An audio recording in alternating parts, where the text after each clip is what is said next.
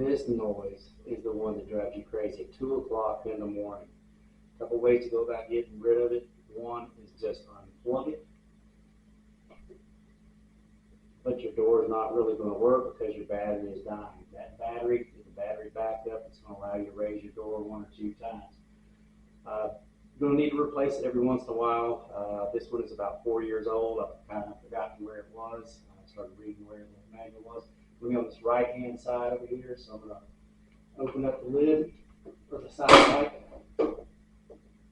There's a Phillips head screw on this side. The battery is back behind it.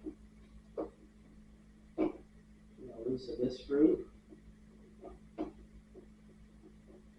Try not to drop it.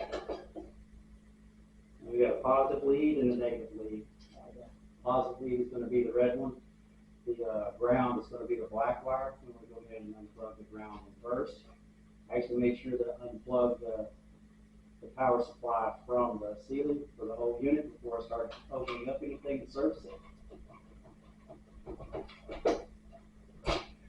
Unplug that as well, and then we'll be able to slide this battery out. I don't have another battery with me, but that's kind of what it's going to look like. You're just going to have to find your service provider and get it. Installation is going to be in the reverse order, so you can now plug this thing back in and your garage door will work. And it should not make that beeping sound at 2 o'clock or 3 o'clock in the morning to wake you up. So good luck with your install, and we will talk to you sometime soon.